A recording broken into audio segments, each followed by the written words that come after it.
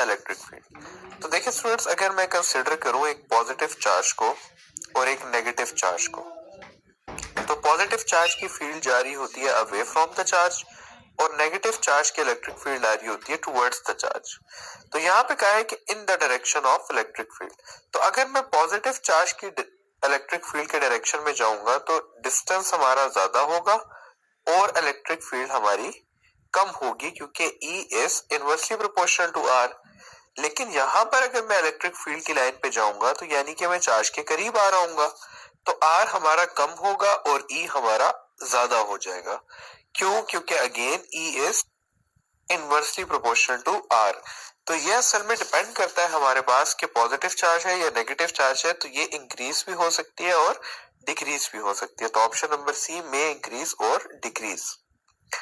Next question है कि four charges A, B and C are placed as shown in the figure, then the force acting on the charge C is in the direction of। तो देखिए students, अगर मैं कहूं कि ये मेरे पास चार चार्जेस है, ठीक है, ये आपका A है, ये B है, ये C है और ये D है, और ये सारे के सारे पॉजिटिव चार्जेस हैं। तो अगर मैं A की बात करूं तो A C को इस डायरेक्शन में रिपेल करेगा, D C को इस डायरेक्शन में रिपेल करेगा और B जो है वो C को इस डायरेक्शन में रिपेल करेगा।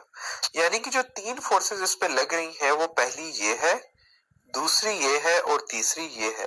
तो इसके ऊपर जो नेट फोर्स लगेगी वो इन सब का सम लगेगी। तो जब हम इसको ऐड करेंगे तो ये हमारी नेट फोर्स होगी, और ये फोर्स जो है अगर हम देखें तो ये साउथ वेस्ट डायरेक्शन में है। तो ऑप्शन नंबर डी इसका राइट आंसर हो जाएगा। नेक्स्ट सवाल है कि in a system of three charges the magnitude of force on Q3 by Q2 and Q1 is 10 Newton each. The angle between these forces is 120. The net force on Q3 is।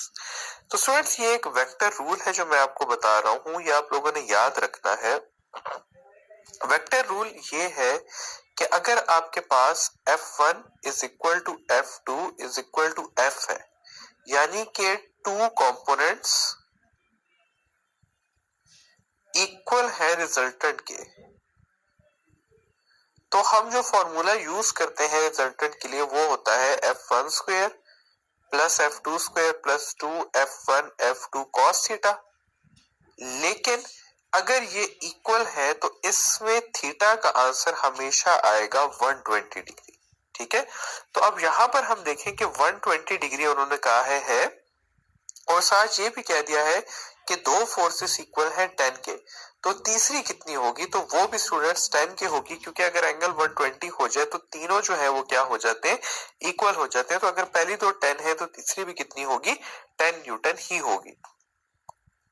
Next सवाल है कि the electric field at a point due to a positive sheet is 10 newton per coulomb. यानी कि ये आपके पास एक positive sheet है और ये एक पॉइंट है जिसपे electric field 10 newton per coulomb है। अब आगे हमने क्या किया है कि हमने एक नेगेटिव शीट ऐड कर दी है इसके सामने, और अब ये पूछा गया है कि अब इस पॉइंट पर इलेक्ट्रिक फील्ड कितनी है। तो देखिए स्टूडेंट्स, इस तरह होता है कि इलेक्ट्रिक फील्ड अगर आपने ऑपोजिट चार्जेस के बीच में फाइंड करनी हो तो इलेक्ट्रिक फील्ड होती है E1 प्लस E2, और अगर सेम चार्जेस के बीच में फाइंड करनी हो तो इलेक्ट्रिक फील्ड होती है E1 माइनस E2। तो अगर पहले वो 10 थी यानी कि E1 10 थी, तो नेगेटिव शीट आने के बाद वो मजीद ऐड हो जाएगी और ये हमारे पास 20 न्यूटन पर कूलम हो जाएगी। तो ऑप्शन नंबर बी जो है वो इसका करेक्ट ऑप्शन है। अगला सवाल है स्टूडेंट्स के two particles electron and proton are in a uniform electric field, which particle will experience more force. तो students, force on a moving charge particle की इक्वेशन है QVB sin थीटा। अब यहां पर हमें कहा है इलेक्ट्रॉन और प्रोटॉन, तो इन दोनों का चार्ज जो है वो सेम होता है, तो are moving in a uniform electric field. ठीक है, यानी कि अच्छा सॉरी, यहाँ पे इलेक्ट्रिक फील्ड की फोर्स की बात की गई है, तो इलेक्ट्रिक फोर्स की इक्वेशन होती है EQ। ठीक है, क्योंकि E इक्वल होता है F/Q के। तो यहां पर अगर मैं देखूं तो दोनों की यूनिफॉर्म इलेक्ट्रिक फील्ड यानी कि E सेम है, चार्ज जो है वो दोनों का सेम है, तो फोर्स भी जो है वो क्या होगी? दोनों की सेम होगी। तो इसलिए हम कहेंगे कि experience same force, option number C. Next सवाल है कि the capacitor of capacitance 5 microfarad when the medium of relative permittivity is 2 between them the capacitance will be. तो स्टूडेंट्स ई आर कैपेसिटर के केस में इक्वल होती है C medium over C vacuum. अब उन्होंने हमें कहा है कि ई आर की वैल्यू 2 है, सी मीडियम हमने फाइंड करनी है और सी वैक्यूम जो है वो 5 माइक्रोफैरड है। ये 5 उधर चला जाएगा और सी मीडियम की वैल्यू आ जाएगी हमारे पास 10 माइक्रोफैरड। तो ऑप्शन नंबर बी जो है वो हमारा करेक्ट ऑप्शन हो जाएगा। नेक्स्ट सवाल है कि in the process of electrostatic induction after the charge body is to move the other body. देखिए स्टूडेंट्स इलेक्ट्रोस्टैटिक इंडक्शन का फिनोमेना क्या होता है कि लेट से अगर मैंने एक पॉजिटिव प्लेट रखी है और यहाँ पर मैंने एक नॉर्मल न्यूट्रल एटम रखा है, तो इस न्यूट्रल एटम के नेगेटिव चार्जेस एक तरफ इकट्ठे हो जाएंगे और ये पॉजिटिव चार्जेस को ऑपोजिट कर देंगे। और अब अगर मैं इस प्लेट को रिमूव कर दूं, यहाँ पर मैं कहता हूं मैं इसको रिमूव कर देता हूं, तो वापस ये जो बॉडी है ये दोबारा से न्यूट्रल हो जाएगी, यानी कि इसके चार्जेस जो हैं वो फिर से मिक्स हो जाएंगे। लेकिन अगर मैं इसी बॉडी के साथ इसको ग्राउंड कर दूं तो क्या होगा कि ये पॉजिटिव चार्जेस जो हैं ये हाई पोटेंशियल से जीरो पोटेंशियल की तरफ चले जाएंगे और इस बॉडी के पास सिर्फ और सिर्फ नेगेटिव चार्ज आ जाएगा। तो अगर अब मैं इसे रिमूव कर दूं तो ये अपना नेगेटिव चार्ज रिटेन करेगा, तो इसलिए हम कहेंगे कि it will already retain charge only when it is grounded. तो ऑप्शन नंबर सी जो है वो करेक्ट ऑप्शन हो जाएगा। नेक्स्ट सवाल है कि द इलेक्ट्रिक लाइंस आर। तो स्टूडेंट्स इलेक्ट्रिक लाइंस हो, मैग्नेटिक लाइंस हो या किसी किस्म की जो फिजिक्स में लाइंस हम यूज करते हैं वो दरअसल इमेजिनरी लाइंस होती है, ठीक है। लेकिन वो इमेजिनरी लाइंस असल में एक्चुअल फील्ड शो कर रही होती है, यानी कि लाइंस नजर नहीं आती क्योंकि फील्ड दिखाई नहीं देती, लेकिन फील्ड उन्हीं लाइंस के ऊपर मौजूद होती है। तो इसलिए हम कहेंगे कि imaginary lines showing actual fields. तो ऑप्शन नंबर डी इसका करेक्ट ऑप्शन हो जाएगा। नेक्स्ट सवाल है कि if magnitude of both the charges is increase by 100%, the percentage increase in the electrostatic force between them. तो स्टूडेंट्स अगर Q1 को मैं 100% इंक्रीज कर दूंगा तो वो पहले 100% था, उसके साथ हमने और 100% इंक्रीज कर दिया तो वो 200% हो जाएगा। इसी तरह Q2 भी जो है वो 200% हो जाएगा। तो इसको मैं लिख सकता हूँ 2Q1 और इसको मैं लिख सकता हूँ 2Q2। अब फोर्स जो है वो इक्वल होती है K Q1 Q2 over are square के। तो यहां पर मैं लिख दूंगा K2Q1 और 2Q2 divided by are square और यहां पर मेरे पास आ जाएगा 4m, यानी कि जो फोर्स है वो 400% हो गई है, यानी कि न्यू फोर्स 400% है। और इंक्रीज कितना आया है, 3% आया है, क्योंकि अगर न्यू 400 है तो यानी कि इंक्रीज उसके अंदर 3% का आया है। तो ऑप्शन नंबर डी इसका करेक्ट ऑप्शन हो जाएगा। नेक्स्ट सवाल है कि 3 identical resistors are connected in series and then in parallel, find the ratio of net resistance of series to parallel. तो स्टूडेंट्स देखिए, जब भी आपके पास आइडेंटिकल रेजिस्टर का बोला हुआ हो तो सीरीज के लिए जो आप शॉर्टकट यूज कर सकते हैं वो ये कर सकते हैं कि net resistance is equal to NR, और पैरेलल के लिए आप क्या यूज कर सकते हैं, R N is equal to R by N. तो यहाँ पर 3 रेजिस्टर्स का बोला हुआ है तो सीरीज में 3R हो जाएगा और पैरेलल में R बाय 3 हो जाएगा। अब जब मैं इनका रेशियो निकालूंगा, यानी कि इन दोनों को मैं डिवाइड करूंगा, तो ये 3 ऊपर चला जाएगा, ये R से कैंसिल हो जाएगा और 9/1 या 9:1 जो है वो हमारा आंसर आ जाएगा। नेक्स्ट क्वेश्चन है स्टूडेंट्स कि the ratio of charge to potential of a conductor is known as, यानी कि Q बाय V किसके इक्वल होता है। तो स्टूडेंट्स हमें पता है कि Q is equal to CV, तो C इक्वल हो जाएगा Q बाय V। तो चार्ज टू पोटेंशियल का रेशियो किसके इक्वल होता है, कैपेसिटेंस के इक्वल होता है। तो option number C is correct. Next सवाल है कि actual current in the metallic conductor is due to flow of electrons from negative to positive terminal, however conventional current is due to flow of positive to negative terminal is due to. तो students basically सवाल की summary ये है कि जो conventional current ampere ने लिया था वो फ्लो ऑफ किस चीज की वजह से लिया था। तो स्टूडेंट्स जो असल करंट होता है वो हमें पता है कि due to flow of electrons होता है, ठीक है। जो इलेक्ट्रॉनिक करंट होता है वो इलेक्ट्रॉन्स की वजह से होता है जो कि फ्लो करते हैं फ्रॉम पॉजिटिव टू इस तरह से सॉरी नेगेटिव से पॉजिटिव टर्मिनल। लेकिन एम्पेयर ने यानी कि कन्वेंशनल करंट जिसने बताया था हमें, उसने ये कहा था कि करंट एक्चुअली फ्लो करता है फ्रॉम पॉजिटिव टू नेगेटिव, और वो करता है due to flow of positive ions not protons. तो इसका आंसर है C, positive ions. Next question है कि a substance having negative thermal coefficient of resistivity will show dash resistance on Ohm's curve। तो स्टूडेंट्स अगर अल्फा जो है वो आपके पास पॉजिटिव हो और अगर अल्फा नेगेटिव हो तो इसका क्या मतलब है? अगर अल्फा पॉजिटिव हो तो इसका मतलब ये होता है कि टेम्परेचर को बढ़ाने से आपके पास रेजिस्टेंस बढ़ेगी, रेजिस्टिविटी बढ़ेगी और कंडक्टेंस जो है वो आपकी कम होगी। जबकि अगर अल्फा नेगेटिव हो तो इसका ये मतलब है कि टेम्परेचर को ज्यादा करने से आपकी रेजिस्टेंस जो है वो कम होगी, रेजिस्टिविटी जो है वो कम होगी और कंडक्टेंस जो है वो ज्यादा होगी।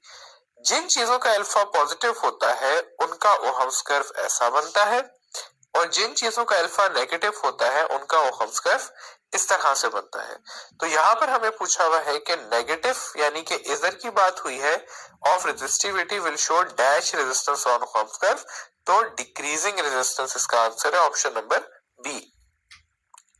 नेक्स्ट सवाल है स्टूडेंट्स के इन पैरेलल सर्किट। तो स्टूडेंट्स पैरेलल सर्किट की जब भी बात हुई हो, ठीक है, तो पैरेलल सर्किट में अगर मैं किसी भी उसकी बात करूं तो V is equal to I R होता है, और पैरेलल सर्किट में V जो है हमारे पास वो कांस्टेंट होता है। तो इसलिए I is inversely proportional to R हो जाएगा, यानी कि जिसकी रेजिस्टेंस कम होगी उसमें से ज्यादा करंट फ्लो करेगा, तो less current will flow through the larger resistor. तो ऑप्शन नंबर बी जो है वो इसका करेक्ट ऑप्शन है। नेक्स्ट क्वेश्चन है कि open circuit is a circuit in which external resistance is. तो students open versus short circuit की अगर मैं बात करूं तो ओपन सर्किट में एक्सटर्नल रेजिस्टेंस इनफाइनाइट होती है और करंट जो है वो जीरो होता है, जबकि शॉर्ट सर्किट में एक्सटर्नल रेजिस्टेंस जीरो हो जाती है और करंट इनफाइनाइट हो जाता है। तो यहाँ पर हमसे ओपन सर्किट का पूछा है, तो ओपन सर्किट में जो एक्सटर्नल रेजिस्टेंस है वो कितनी होती है? इनफाइनाइट। ऑप्शन नंबर सी इसका करेक्ट ऑप्शन है। नेक्स्ट है जी कि the SI unit of magnetic induction is. तो स्टूडेंट्स ये कुछ वर्ड्स हैं जो आप लोगों को पता होने चाहिए। पहला है मैग्नेटिक इंडक्शन, दूसरा है जी मैग्नेटिक फील्ड इंटेंसिटी, तीसरा है जी आपके पास मैग्नेटिक फ्लक्स डेंसिटी। ये तीनों वर्ड स्टूडेंट्स एक ही क्वांटिटी के लिए हैं, ये जो बी होती है, और हमें पता है कि मैग्नेटिक फील्ड या बी का जो ऐसा यूनिट है वो क्या है? टेस्ला है। तो option number C, tesla is our correct answer. Next सवाल है कि the radius of curvature of a charge particle inside a magnetic field is directly proportional to. तो स्टूडेंट्स यहाँ पर हमें पता है कि E बाय एम जो होता है वो इक्वल होता है V ओवर बी आर के, या मैं लिख सकता हूं कि R जो है वो इक्वल है M V over E B के। तो यहां से अगर मैं देखूं तो ये एम वी को मैं लिख सकता हूं P ओवर ई बी, यानी कि रेडियस जो है वो डायरेक्टली प्रोपोर्शनल है किसके? मोमेंटम के। तो ऑप्शन नंबर ए बी जो है मोमेंटम ऑफ अ पार्टिकल वो हमारा करेक्ट ऑप्शन है। नेक्स्ट सवाल है कि in alternating current dash behaves like a resistor. तो स्टूडेंट्स अगर मैं बात करूं कैपेसिटर की वर्सेस आपके पास इंडक्टर की या सोलेनॉइड की, क्योंकि इंडक्टर और सोलेनॉइड एक ही चीज होते हैं, तो कैपेसिटर के केस में जब हम एसी लगाते हैं तो वो एज अ कंडक्टर काम करता है, और रेजिस्टर जो है वो एज इंडक्टर जो है वो एज अ रेजिस्टर एक्ट करता है। लेकिन अगर मैं डीसी कनेक्ट करूं तो कैपेसिटर जो है वो एज अ रेजिस्टर एक्ट करता है और इंडक्टर जो है वो एज अ कंडक्टर एक्ट करता है। तो ये सारी बातें आप लोगों को पता होनी चाहिए। तो यहाँ पे बोला हुआ है कि alternating current dash behaves like a resistor. तो इंडक्टर जो है वो एसी के केस में क्या करता है? रेजिस्टर के तौर पे एक्ट करता है। तो option number B, inductor is right answer. Next सवाल है कि at which angle between the normal to the plane and the magnetic field induced EMF in generator is half of its maximum value. तो students अगर मैं बात करूं EMF in a generator की तो वो है EMF is equal to N W A B sine of theta, और ये जो है ये आपके पास मैक्सिमम ईएमएफ है, तो इसको मैं लिख सकता हूं E is equal to E maximum sine of theta. तो अगर मुझे जो है वो E यहां पे कहा हुआ है कि हाफ ऑफ मैक्सिमम वैल्यू, तो इससे मैं लिख दूंगा E M is equal to E M sine of theta, या सिंपली थीटा साइन आ जाएगा मेरे पास, सॉरी थीटा आ जाएगा sine inverse 1/2 which is equal to 30 degrees. तो ऑप्शन नंबर डी जो है 30 डिग्रीज वो हमारा करेक्ट ऑप्शन हो जाएगा। नेक्स्ट सवाल है कि an EMF of 0.5 volt is induced between the ends of a metal bar moving through a magnetic field, यानी कि यहाँ पर EMF जो है वो 0.5 वोल्ट दी हुई है, मेटल बार मूविंग थ्रू, तो यहाँ पर मेटल बार जो मैग्नेटिक फील्ड दी हुई है वो 0.2 टेस्ला दी हुई है। What is the field strength would be needed to produce EMF. उन्होंने ये कहा है कि ईएमएफ अगर हमें 1.5 भी चाहिए तो मैग्नेटिक फील्ड स्ट्रेंथ कितनी चाहिए हो। तो ये स्टूडेंट्स मोशनल ईएमएफ का सवाल है कि E is equal to VBL। तो मैं लिख सकता हूं E, इसको मैं इस तरह से लिख देता हूं कि E2 over E1 is equal to B2 over B1। तो यहां पर जो B2 हमने फाइंड करना है वो इक्वल हो जाएगा E2 into B1 divided by E1। तो E2 यहां पर हमें दिया हुआ है इन्होंने 1.5, B1 हमें दिया हुआ है 0.2 और यहां पर हमें E1 दिया हुआ है 0.5। तो अब अगर मैंने इसे सॉल्व करना है स्टूडेंट्स तो मैं इस तरह से कर सकता हूं कि 0.2 जो है वो इक्वल होता है 1/5 के और 0.5 इक्वल होता है 1/2 के। तो ये हो जाएगा डिवाइडेड बाय 2 इंटू 5, तो 3/5 जो है वो हमारा आंसर आ जाएगा, या सिंपली उसको मैं कह सकता हूं 0.6 टेस्ला। तो ऑप्शन नंबर बी इसका करेक्ट आंसर हो जाएगा। नेक्स्ट सवाल है कि the purpose of step down transformer is to make the. तो स्टूडेंट्स अगर मैं step up versus step down transformer की बात करूं तो स्टूडेंट्स स्टेप अप ट्रांसफॉर्मर का काम होता है पोटेंशियल को ज्यादा करना, टर्न्स उसके ज्यादा होते हैं, लेकिन स्टेप अप ट्रांसफॉर्मर करंट को जो है वो कम कर देता है। लेकिन स्टेप डाउन ट्रांसफॉर्मर का काम होता है पोटेंशियल को कम करना, टर्न्स उसके कम होते हैं, लेकिन ये जो है ये सेकेंडरी करंट को जो है वो ज्यादा कर देता है। तो यहाँ पर हमने स्टेप डाउन ट्रांसफॉर्मर की बात की है, तो स्टेप डाउन ट्रांसफॉर्मर में output current is lower than the input current, ये वाली बात गलत है। Output voltage is lower than the input voltage, तो ये वाली बात ठीक है। तो यही बात ठीक है, तो इसलिए option number B is our correct option. Next है जी कि लेंजेस लॉ डील्स विद। तो स्टूडेंट्स लेंजेस लॉ जो बनाया गया है वो प्योरली बनाया गया है to find the direction of induce current. तो ऑप्शन नंबर डी जो है वो हमारा करेक्ट ऑप्शन हो जाएगा। अच्छा जी, नेक्स्ट क्वेश्चन है हमारे पास कि when a charge q enters from east into a magnetic field it performs a clockwise motion, when the same charge enters into the west it will perform। तो students let से मैं कहता हूं कि एक फील्ड मेरे पास आउटवर्ड आ रही है, ठीक है, और उसमें एक पॉजिटिव चार्ज जो है वो यहां से एंटर हुआ है। तो जब मैं यहां पर इस पे राइट हैंड रूल अप्लाई करूंगा तो मुझे ये पता चलेगा कि ये चार्ज एंटर हुआ है और इसने इस तरह से क्लॉकवाइज मोशन परफॉर्म किया। लेकिन यहाँ पे ये सवाल का है कि अगर इसी को हम वेस्ट से एंटर करें तो ये क्या परफॉर्म करेगा। तो स्टूडेंट्स अगर इसी चार्ज को मैं वेस्ट से एंटर करूंगा तो ये यूं आके यूं रोटेट करेगा, तो अगेन जो है ये क्या कर रहा है, क्लॉकवाइज मोशन ही परफॉर्म कर रहा है। तो इसलिए इसका आंसर है कि it will again perform clockwise motion, option number B. Next है जी क्या force on a current carrying wire can be decrease by all of the following factors except. तो स्टूडेंट्स फोर्स जो है वो इक्वल होती है I L B sine theta के।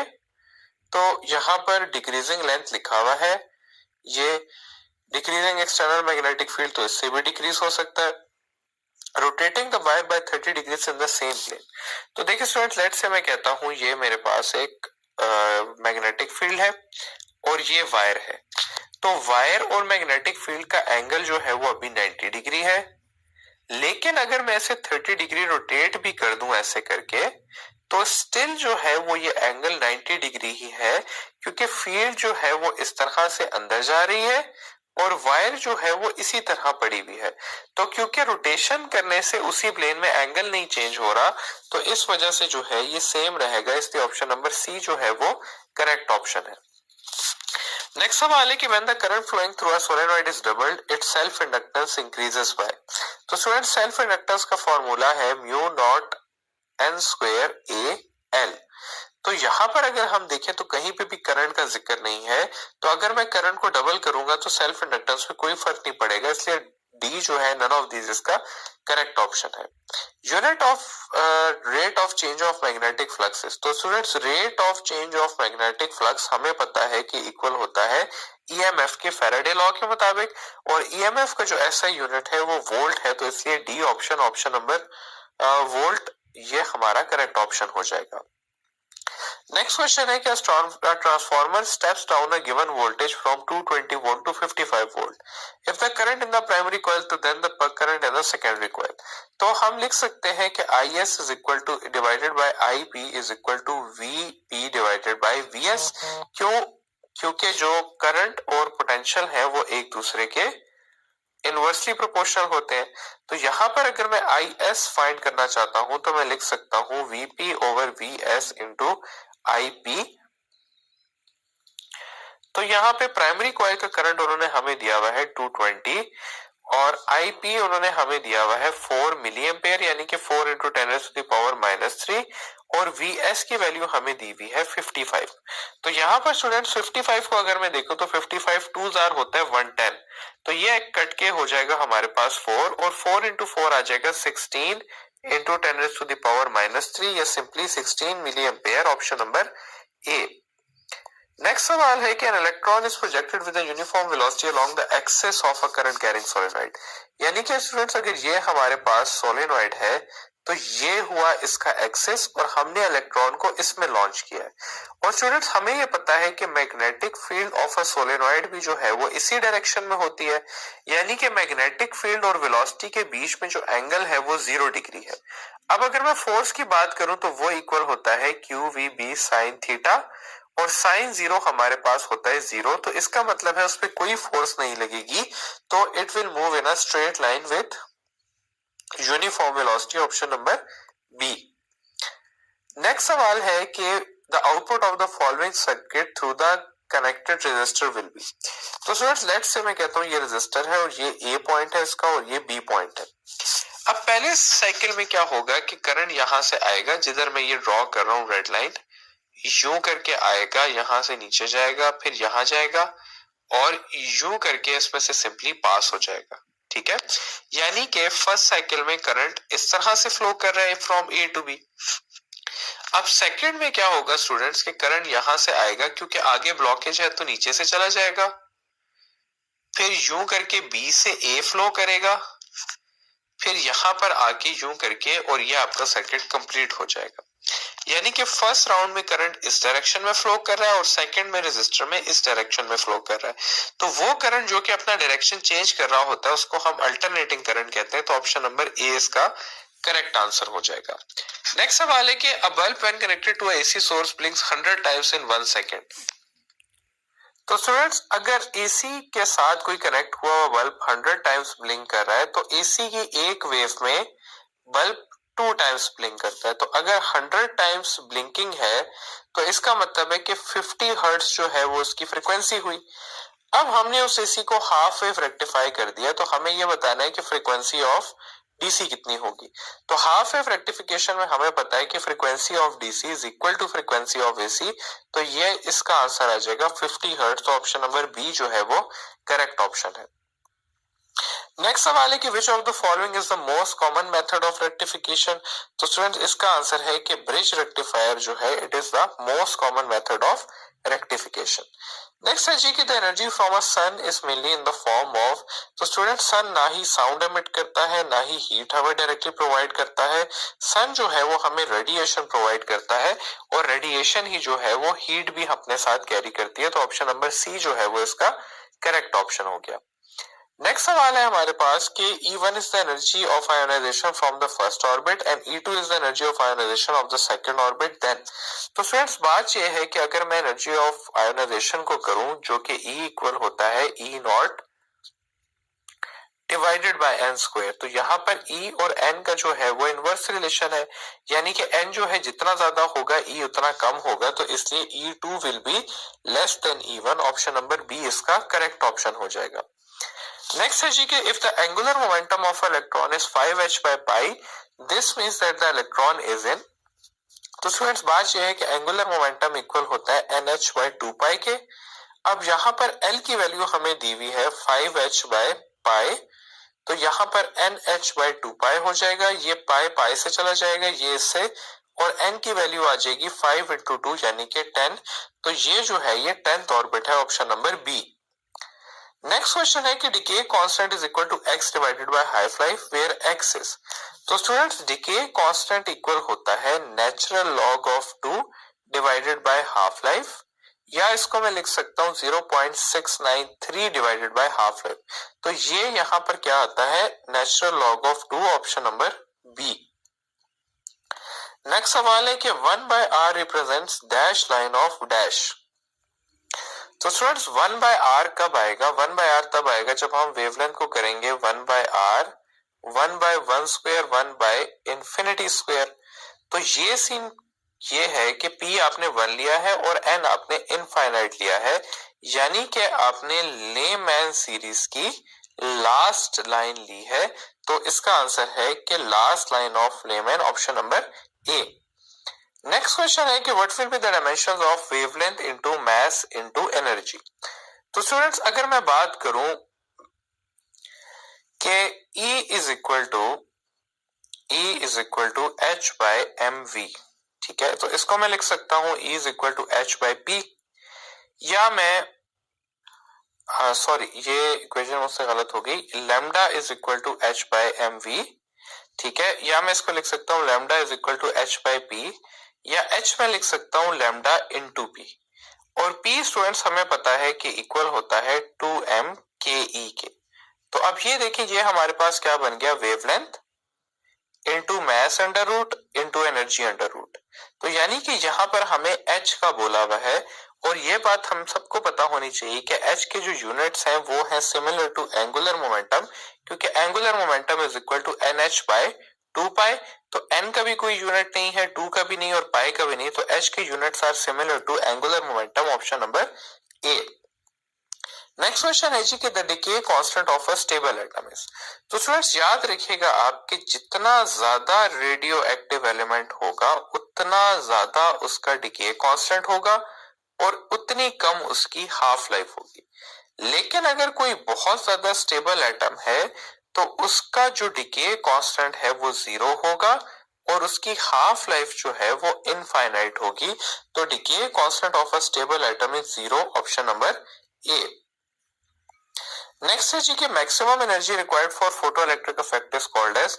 तो स्टूडेंट्स अगर इसमें आपको एनर्जी का पूछा हो तो वो होता है आपके पास वर्क फंक्शन, ठीक है, और अगर आपसे फ्रीक्वेंसी का पूछा हो कि मिनिमम फ्रीक्वेंसी, तो वो होती है आप लोगों के पास थ्रेशोल्ड फ्रीक्वेंसी। तो इसका ख्याल रखिएगा कि आपसे मिनिमम एनर्जी का पूछा है या मिनिमम फ्रीक्वेंसी का पूछा हुआ है। नेक्स्ट सवाल है स्टूडेंट्स के sources of red and blue light which emit the energy through the same power supply of 50 volt, which light will have more intensity। देखिए स्टूडेंट्स रेड और ब्लू को जब हम बात कर रहे हैं और साथ हम पावर सप्लाई की बात कर रहे हैं, तो स्टूडेंट्स पावर सप्लाई देती है हमें नंबर ऑफ वेव्स और नंबर ऑफ वेव्स होता है इंटेंसिटी। तो अगर यहां पर हमारे पास पावर सप्लाई सेम है तो इनकी नंबर ऑफ वेव भी सेम होगी और उस वजह से इनकी इंटेंसिटी भी सेम होगी। लेकिन अगर इनके वेवलेंथ की बात की हो तो रेड का वेवलेंथ ज्यादा होता है, ब्लू का कम होता है, और अगर एनर्जी की बात की हो तो रेड की एनर्जी कम होती है और ब्लू की ज्यादा होती है। तो इसका आंसर होगा कि both will have same intensity, option number C. Next question है जी कि atomic mass unit in terms of energy is. तो फ्रेंड्स ये बात आप लोगों ने याद रखनी है हमेशा कि 1 AMU इज इक्वल टू 931 या 932 मेगा इलेक्ट्रॉन वोल्ट। तो ऑप्शन नंबर ए जो है वो करेक्ट ऑप्शन है। नेक्स्ट सवाल है कि if two different elements having same mass are observed over a period of 4 half lifes each, then after this time we can say that. तो students यहाँ पर क्या हुआ है कि यहाँ पर हमने इक्वल मैसेज लिए हैं दो डिफरेंट एलिमेंट्स के, ठीक है। तो अगर आपके पास डिफरेंट एलिमेंट्स है तो इसका ये मतलब है कि एक्टिविटी तो सेम हो ही नहीं सकती, क्योंकि हर एलिमेंट की अपनी एक्टिविटी होती है। हाफ लाइफ भी जो है वो उनकी लाजमी डिफरेंट ही होगी, क्योंकि वो डिफरेंट एलिमेंट्स है।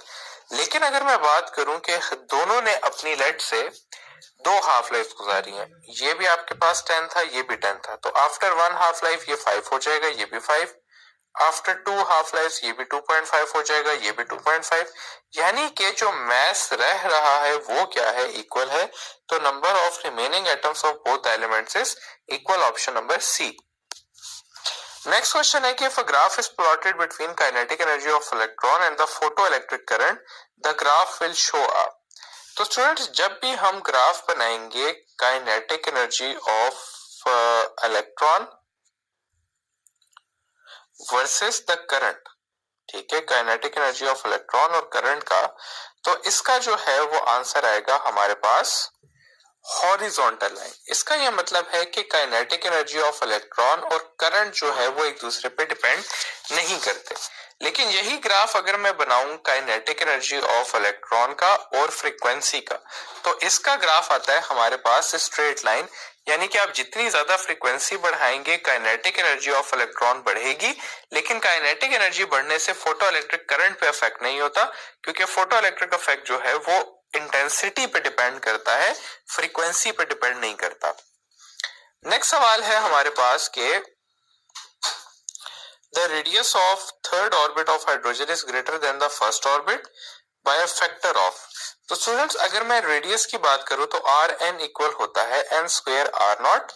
अब अगर मैं यहाँ पर आर वन ले लूं तो वो हो जाएगा 1 आर नॉट, और अगर मैं R3 ले लूं तो वो 3 का स्क्वायर हो जाएगा, यानी कि 9 आर नॉट। तो R3 जो है वो 9 टाइम्स बड़ा है R1 से, तो ऑप्शन नंबर सी जो है वो करेक्ट हो जाएगा। नेक्स्ट क्वेश्चन है जी कि the activity of a sample. तो स्टूडेंट्स एक्टिविटी का जो ग्राफ आता है हमारे पास वो ये आता है इस तरह से। यानी कि अगर मैं डिकेइंग एटम्स वर्सेस टाइम का ग्राफ प्लॉट करूं तो इसकी स्लोप को हम कहते हैं एक्टिविटी, और ये स्लोप जो है वो डिक्रीजिंग कर्व है, ठीक है।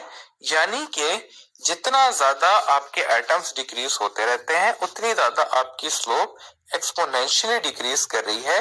ये लीनियर डिक्रीज है और वो एक्सपोनेंशियली है, तो इसका मतलब है कि ये एक्सपोनेंशियली डिक्रीज कर रही है। ऑप्शन नंबर सी जो है वो करेक्ट ऑप्शन है।